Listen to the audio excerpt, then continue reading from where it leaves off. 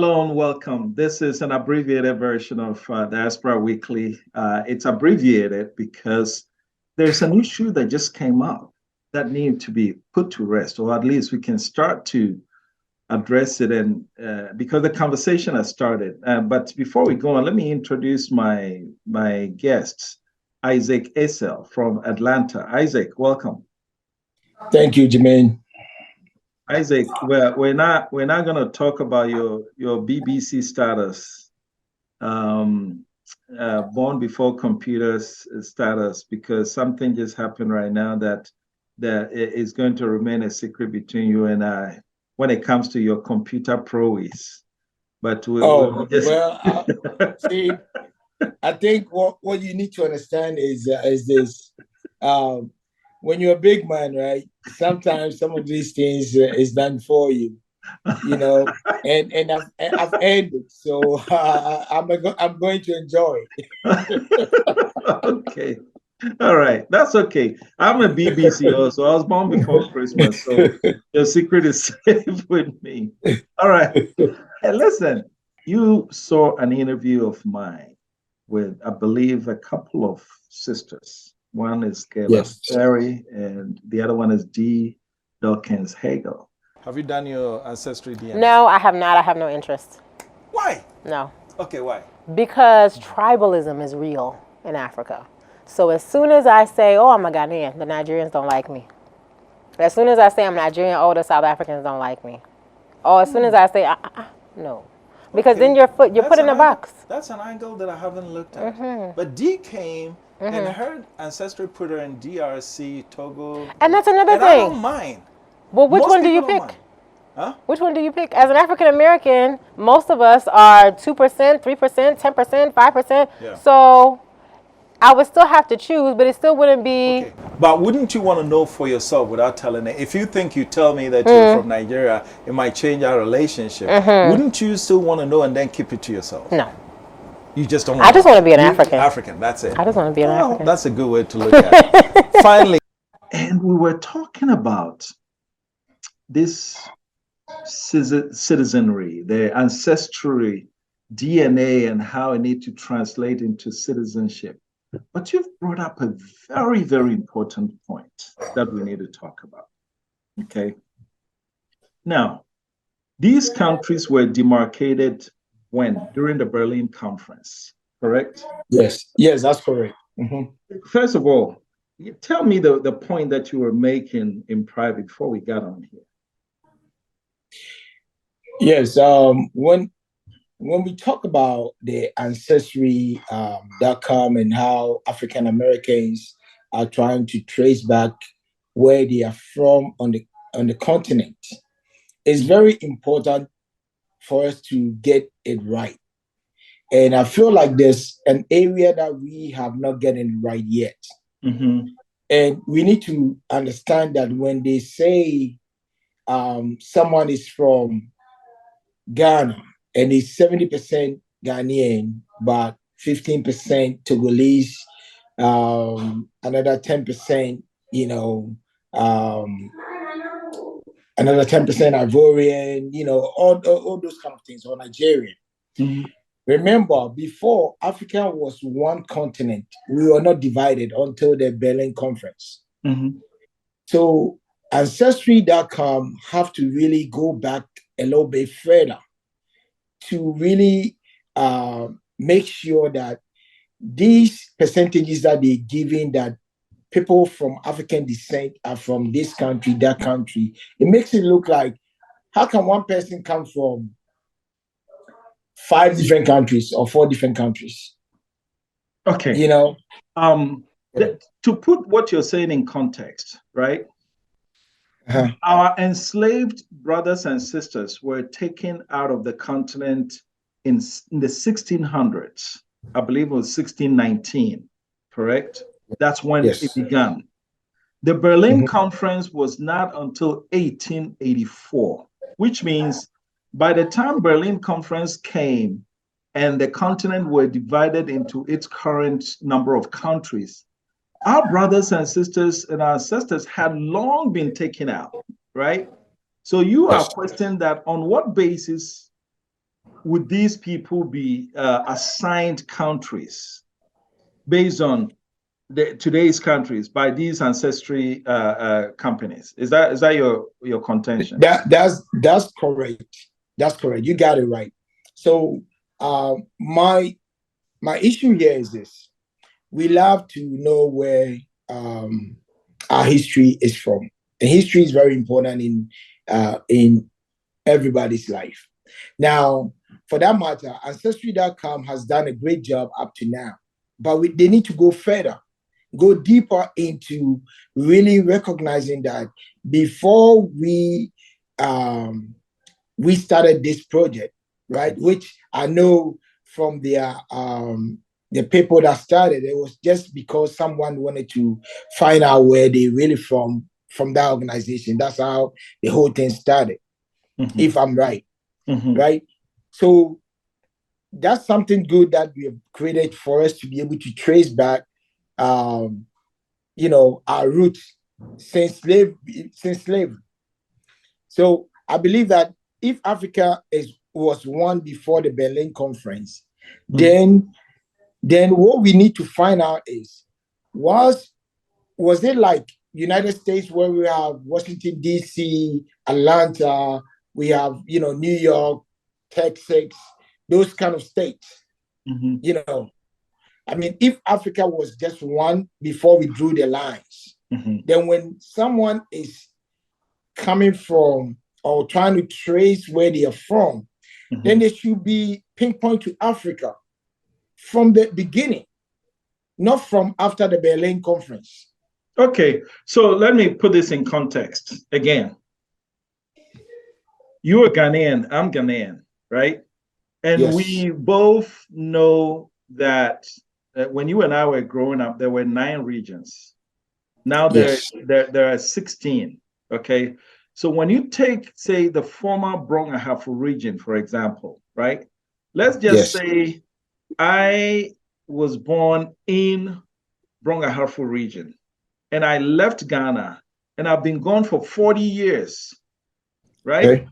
Now, when I look back, Brong Ahafo has been divided up to 3 different regions: Ahafo, Bono, and then Bono East, right? Yes. Why should I not stay? The part that I was originally from in Brong Ahafo region may now be Ahafo, or it could be Bono or Bono East, right?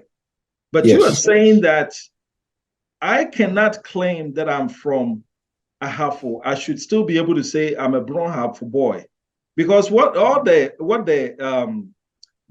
ancestry companies are doing is that they are pinpointing what part of Africa your ancestors are originally from. It may be one Africa at a time, but now it's Congo. Yeah. So like, basically what you're saying with a Brong Ahafo, this thing, I'm saying that you're from Ahafo, you're from Brong, right? Northeast, and Okay, so you should say you're from BA, right? Yeah, you're from BA. Okay. Yeah. Okay. And remember, if right now migration makes people move from different places across, even Ghana, for instance, for that matter. I was born in Cape Coast, but my parents moved to Kumasi when I was 2. So I lived in Kumasi for a long time. For definitely some of my great grandfathers, mothers, stuff like that, they never moved to Kumasi, but I did move. Now I have kids, right? My kids are not born in Kumasi; they're born in New York and Atlanta, right? So if they really want to go and find their DNA, right, one day, so they're gonna say, "Oh, part of your DNA is from your ancestry is from Cape Coast, right?" But shouldn't it be though? Shouldn't be though? Are you arguing that the ancestry should pinpoint Ghana instead of Cape Coast? I'm arguing that the ancestry should pinpoint Africa instead of giving people. I mean, they're making people feel like, okay, once you're an African, you are African. You are Black, you're an African. Okay, I get your argument, but you see, unlike you and I, who can say I was born in Ghana, you were born in Ghana, their ancestors were taken out over 400 years ago. So they're now Correct. in search of, okay, what part of this big landmass am I from, right? When my ancestors were taken, it might have been one block called Africa. But Yes. 200-300 years after we left, they now chopped it up and say, oh, this is Congo, this is Tanzania, this is Ghana, this is Senegal, this is Zimbabwe, right? Now, Yes. that would not change the part of that point in Africa where my ancestors are from. So, I mean, this conversation is within the context of citizenship, because yes, they know they're Africans, but they're trying to see where in Africa I am from. You see what I mean? Okay. Uh-huh. Yeah. So right now, when it comes to the area of citizenship, that conversation has even come up here in Atlanta and some other places where people have raised their concerns about the fact that most Africans are able to travel to United States and get, American citizenship and still have their native citizenship, which is dual citizenship. Right. So African Americans are pushing to get that, right? Now, I believe that we need to start embracing that aspect and bring these people back, because we want the technology transfer. Well, number one, like you said, they were taken from us, right? Now, taken from us and they came here, we recognize that they were part of us, because hence, even if they mention their name, African American, they are African first before they became American. That's right. So that name goes African American. Yeah. Right. They didn't just give them American. And I think what you're saying is, if a brother or a sister in Atlanta is introducing himself, he's not saying, "Oh, I'm a Congolese American," or "I'm a Sierra Leonean American," or "I'm a Malian American." They say, "I'm an African American." So you're saying that this idea of putting them in various countries should stop. Is that what your main argument is? Yes, it should stop. If we are trying to put Ghana, right, put Africa together, why are we dividing ourselves now? That's a good point. That's a because they divided us because of the resources that they wanted to gain. Now we're trying to bring ourselves back together, and we're still seeing ourselves like. I remember there was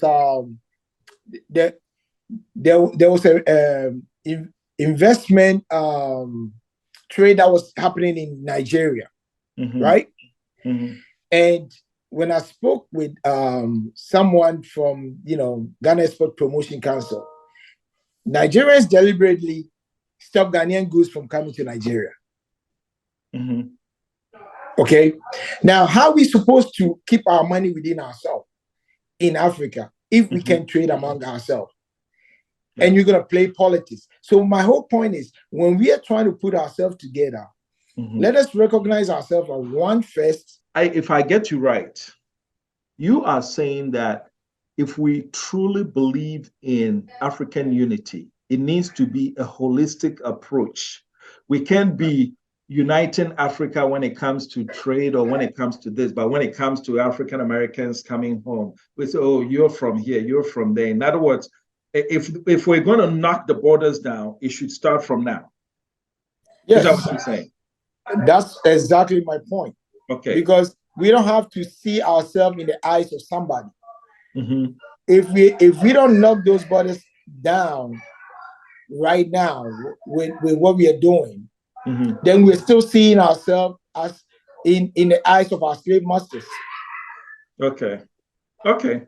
So then what do you say to these ancestry organizations or companies? They're going to have to change a lot based on what you're saying. If that becomes the narrative that we all sign on to, then it means when someone does, then the whole idea of ancestry DNA goes away. Because if I'm Black, I'm from Africa, I don't need to even do my DNA to figure out if I'm from Benin or Nigeria, right? Look, that's not what I'm saying. They need to do it. I applaud the fact that they're doing that work. That's a great work that they're doing. But what I'm saying is this: if they do it, they should make sure that these people are told that they're from Africa, not just 5 or 4 different countries. But I'm saying that that's already known. Yeah. If I'm Black, if I'm a brother or sister in America, I already know I'm from Africa. So now you're saying that, which is a potent argument that you're making, that when they were taken out, there was no Tanzania, there was no Ghana, there was one big block of Africa, right? Yes. This group were taken out, and then thereafter, 1884, Berlin Conference came in and they chopped all these places up into countries. And so you're saying it shouldn't be necessary that if I'm a brother or sister, African American, I should make the extra effort to find out what part of Africa, which country I'm from. But if it's not necessary for me to, if it's not necessary for me to find out which country that I'm from, then the whole essence of ancestry DNA goes away, because I'm from Africa. I don't care which country I'm from. But remember, they are able to find and pinpoint the tribe. Right. So if they're able to pinpoint the tribe where you are from, right, then it should be that I'm a Fanti, I'm a Santi, those kind of things. That's what they should focus on. Now that's a good one. That's a good one. So rather than using countries, which is something that the white man chopped up, yes, use tribes. So when you do your ancestry DNA, so then now with this new argument, the relevance of an ancestry DNA has been returned, except that now instead of saying that, oh, you are 20% Ghanaian, you're 23% Nigerian, blah, blah, all that goes away. And just say that you are from, you're a Fanti, your ancestors are Fantis. And it shouldn't be you're a Fanti or Yoruba or Zulu, right? Yeah, Zulu, those kind of things. If these companies are listening to this would be a fundamental change. It would be a considerable change in their systems. Yes. But these people have invested a lot of money to create these systems. And I don't think ancestry DNA has been around long enough for them to recoup their investment yet. What would they do? Well, now the key here is this. Number one, they've done a great job. I mean, I really applaud what they've done, because people, when you're able to find your identity, it goes a long way to help. So how they'll make more money of this is to try to encourage oneness when it comes to the continent, one Africa. Their mission supposed to be finding where the Africans, Americans are from and bringing them back to their roots. Okay. Because that's what we are. If you look at the year of return, it has been an eye-opener for so many African Americans. And hence, all African countries are trying to start those processes now. So I believe that we still have a way to go. Now, for us to be able to transfer the technologies and the intellectuals that we need to help our continent unite and grow, we need these people to be able to get it right, whatever they are doing. And that's fine. I get that. So here I think what we're converging here. The essence of ancestry DNA is important enough that it should be maintained. Yes. Your bone of contention is that if we're trying to become one as Africa, we shouldn't feed into the narrative of who's from which country, which especially with our brothers and sisters who are in the diaspora, whether they're in the United States or Brazil or Colombia, right? But when they do their DNA, it should be able to pinpoint them to Fanti or Zulu or Yoruba or Ewe or Kiku, right? And you got it. Yeah. the country portion, right? Yes. Because if you are coming back and you're worried about which, you don't just want to pack up your bag from the United States and come to Africa. You want to know which country am I going to be a citizen of? But the results that you hold in your hand should not say you were from Congo. It should rather say that you were a Kikuyu from now Kenya. Because if your ancestry says your ancestors were Kikuyus, we already know that falls into today's Kenya. And so if you're talking about citizenship, yes, go to Kenya and apply for citizenship based on that. Yes. Okay. Yeah.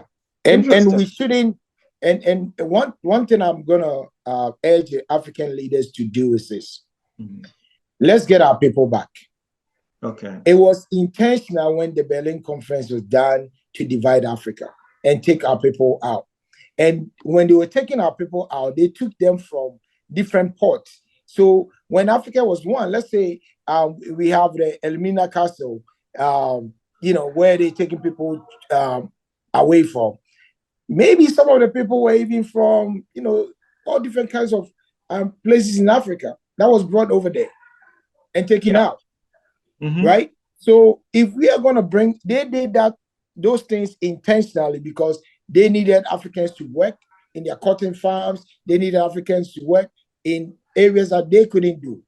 So if we are going to bring our people back, we should be intentional about it. Okay. Give them citizenship. Okay. And you know what? I'll even go one step further. I hear politicians from home, they come to America, they give the most brilliant speeches. Oh, come back home, this and that. But the reality is, we have not created the conducive environment within our respective countries to receive the diaspora back. Whether it's diaspora like you and me, born on the continent and now have migrated here, or our brothers and sisters who were taken forcefully and came here, and their ancestors, their descendants now want to come back. The truth of the matter is, in these countries, we have not created the conducive environment to make for their seamless return home. Yes. So in the end, it becomes a talk shop. It becomes a lip service. If our heart is really in it, we should go the extra mile to create a conducive environment. And I've been in Ghana long enough to know that the environment is not yet conducive enough for both historical diasporans and continental diasporans, just like you and me. Yes, that's true. So you have made a very important point whereby we need to start engaging that conversation. So people like me and you and other platforms need to talk about these things so that they just don't talk about it when they come and give speeches. Because number one, they've recognized that the diasporans are playing a very important role in the development of their countries, which for that matter, we all know that the amount of money that the diasporans are sending back home, back and forth to different countries, goes a long way to help in our economies. So if we are going to create a platform for them to be able to come back and establish over there and do businesses over there, then we should be intentional about it. You know, and like I'll take for instance where I'm at in Atlanta. Atlanta is the Black Mecca, and everybody been talking about it. We have all different types of people from the continent over here. We have all different types of diasporans over here. Now, if we know that all these people come out with a certain skill, level of knowledge that we need to help develop our countries, why is it that the African leaders have not intentionally send people over here to try to recruit people to come back. When you find the answer to that question, I want to be the first to know. You know, yesterday I watched a football game between Dallas Cowboys and Tennessee Titans. They started this young man, I believe his name is Joshua Dobbs. Yes. I'm so impressed with him. Guess what? He's a brother. He was taken to the Houston space station as a kid, and he fell in love with, now even as an NFL starting quarterback. This boy has a GPA of, he graduated with a 4.0 GPA in space aeronautic administration. He is one of millions of skilled brothers and sisters in the diaspora. Yes. Many times when we talk about diaspora returning home, it's, oh, your money to come for investment. It's not only the money. These people, you and me, brother, I know of two Ghanaian cardiologists who performed the first successful open heart surgery in the islands of St. Croix. Wow. And you and I are older than them. Wow. These are the skills that both we need. The historical and the continental diaspora. I'll mention the name, Dr. DeGruff Johnson. They are actually the descendants of former Vice President of Ghana. Wow. This is the treasure that we have in the diaspora. So now you get the point. What I'm saying, have we reached out to them? Have we intentionally invited them over? You know, hey, because we do that to some of the people in the diaspora, the African American. We just want them to come, take pictures, and go. That they came to Ghana. No, these people, when we bring them, they bring ideas. I'm feeding off of what you said about we need to be intentional about it, and that's what I'm taking. Yes. We need to just make it. It's almost like recruiting. Yes. Companies recruit the best minds to come work for them. African nations should adopt that type of mentality to go out and recruit. If we want to go to space, find out the brothers and sisters who work at NASA today. Yes. Make it easy for them to come home. You know? Yes, that's exactly. I mean, you got my point, man. Now I'm excited. I'm happy. Look, there's a lady doing this group called the African Brain Bank. Have you heard of her? Mm-hmm. I've forgotten the name, but yeah, Brain Bank. African Brain Bank. Mm-hmm. I think it's an area that we need to support. We need to put our people together. Like we had a U.S. Ghana Nigerian investment conference over here in Atlanta, and I was able to bring some students from Clark Atlanta and other places together, and they came with different expertise, different knowledge. They came over there and they learned a lot from our own leaders. You see, Isaac, yesterday I interviewed a brother from your city, ATL. He's actually the reason I'm saying that I'm going to make a day trip there. Come on. And guess what? This is a brother who has figured out a way to convert gasoline-powered engines to electric-powered engines. Can you imagine how that's going to do in Africa? We're all crying about the price of fuel and everything. With what he does, you can buy five gallons of fuel, put it in an onboard generator. That generator powers your battery, and your battery powers the engine. So for that 5 gallons, that now it can, with that 5 gallons, you can drive virtually for as long as until the fuel that's powering the thing. In other words, he gave me some numbers, I forgot, but it is going to revolutionize how we drive. He's a smart guy. Yes. But you know, very smart guy, because guess what? I was watching, I like Mercedes. So I was watching the new 2023 X63, right? Do you know they have two versions? The same car. They have the gasoline side and they have the electric side. So you can charge the electric side and go, and you could use the gasoline side and go. Yeah. But what this guy has done is better than that. Of course. Because his is going to power. I mean, they are talking about, okay, you need gas to operate this car to 70 miles. You need what do you call it? Electricity, to operate the car to 70 miles.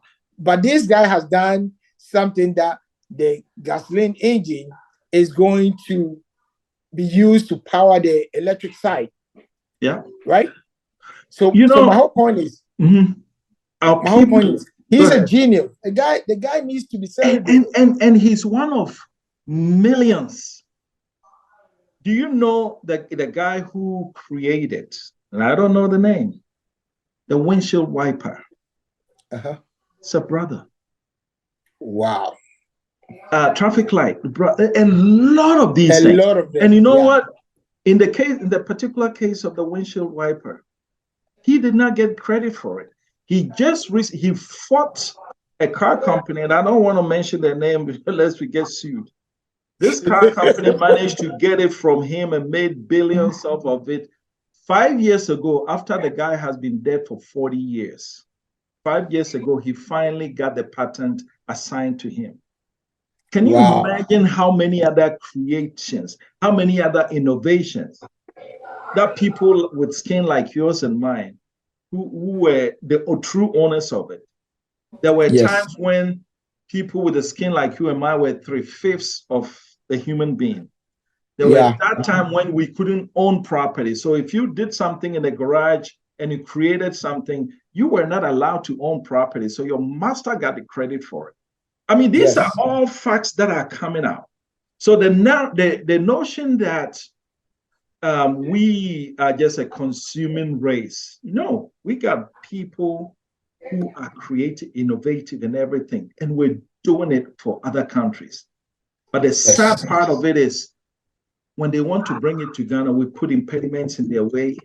When they want to bring it to Africa, we put impediments in their way, and they get discouraged, they get upset, they go back. It's time. It's time to bring back our people. Yeah, and it's time for us to embrace our people with open hands. I mean, we have to get our people back, and I don't know how many times. I mean, this year, from January to March 31st, we are going to lobby a lot at the Georgia State Capitol. Okay. And we're going to make sure that some decisions, we have a seat on the table. All right. Because for the first time, we have 4 Africans that's going to be in the state as representative in Georgia. So we are getting inside now. Okay. Now, once we are in, we need to keep the doors open and get fellow Africans and fellow African Americans to also come in, and then do more things for our continent. Absolutely. Now, that conversation, if it started at the right places, right, about us getting our people back, and the two, it's a win-win for both. Let's say Ghana and Georgia, the 2 Gs. We come together and say, oh, Georgia have Savannah, which is the port over here. Ghana, we have the Tema port. You imagine how much trade we can trade within ourselves. Absolutely. And we have a lot of we call Atlanta, for that matter, Georgia, as the black Mecca. You know how many blacks that are here that could benefit and also make an impact in the continent? And vice versa. And vice versa, not just Ghana alone. Yeah. All right. So I think in ending, I want to thank you for bringing an angle that I have admitted not have thought about. I think it's a very important thing that needs to be looked at. If we're truly uniting Africa, why are we still segmenting our brothers and sisters in the diaspora when they do their DNA? They say, oh, you're from this country, you're from this country. Those borders don't mean anything to me, and it shouldn't mean anything to the against those who run the Ancestry DNA companies. At the end of the day, that's what it's all about. My friend Isaac Casel, yes, you're the you let me know when you're running for mayor of Atlanta, and I'll be the first in line to work for the campaign. I'm coming to work in Ghana soon. You got it. You know, that's even better. You know what we are going to do in Ghana. We are going to work on mental health. Mm-hmm. So we are going to promote you told me that. mental health in Ghana for 2023. Okay. And I'm hoping that we get all the stakeholders involved, because mental health is total health, and it's very important for our people to have a sound mind so that they can be productive. And if Ghanaians are productive, there's nothing we cannot do. Yes, absolutely. All right. Thank you for appearing on a special edition of Diaspora Weekly. This is Jermaine Nkrumah, and my guest was Isaac Casel, Atlanta. God bless.